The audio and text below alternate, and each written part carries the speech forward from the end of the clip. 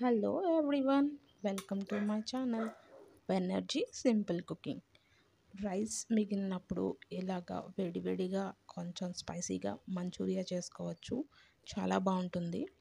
Rice mixie పట్టి అందులో కొంచెం సాల్ట్ వేసి మిక్సీ పట్టి క్యారెట్, క్యాప్సికమ్, ఆనియన్, చిల్లీ, కొంచెం కార్న్ఫ్లోర్ బైండింగ్ కోసం, అల్లం వెల్లుల్లి పేస్ట్, కారం, ఉప్పు వేసి బాగా కలిపేసుకొని మరుగుతున్న ఆయిల్లో వేసి గోల్డెన్ కలర్లో వచ్చాక వేగిన తర్వాత తీసేసి ఇలా తీసిన బాల్స్ మనం సాస్ ప్రిపేర్ చేసుకొని అందులో వేసుకోవాలన్నమాట.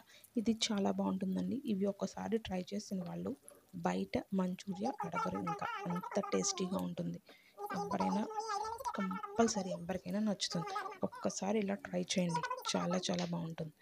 ఇలా ఫ్రై అయిన బాల్స్ని, మంచూరియన్ బాల్స్ని సపరేట్ చేసుకొని ఇందులో సాసెస్ అవి బయట వాళ్ళు వాడిన సాసెస్ అవేమీ నేను వేయట్లేదు.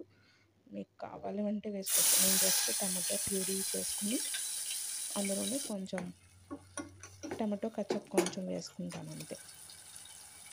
కొంచెం కారం, టమాటో కెచప్, కొంచెం వాటర్ మగ్గిన తర్వాత ఆనియన్స్, క్యాప్సికమ్ పెద్దవి కింద కట్ చేసుకుని అవి కొంచెం మగ్గిన తర్వాత మనం ఫ్రై చేసి పెట్టుకున్న బాల్స్ని కొంచెం లిక్విడ్గా ఉన్నప్పుడే, అంటే మనం ప్రిపేర్ చేసుకున్న సాస్ కొంచెం లిక్విడ్గా ఉన్నప్పుడే మనం ప్రిపేర్ చేసుకున్న బాల్స్ అందులో వేసుకుంటే ఆ లిక్విడ్ అన్నది బాల్స్కి లోపలి దాకా వెళ్తుందన్నమాట. రైస్ బాల్స్లోకి రైస్ సాఫ్ట్గా ఉంటుంది, బాగా ఇంకిపోతుంది. పైన కొంచెం గరం మసాలా ఆర్ చాట్ మసాలా ఏదో ఒకటి వేసుకుని స్పైసీగా బాగుంటుంది.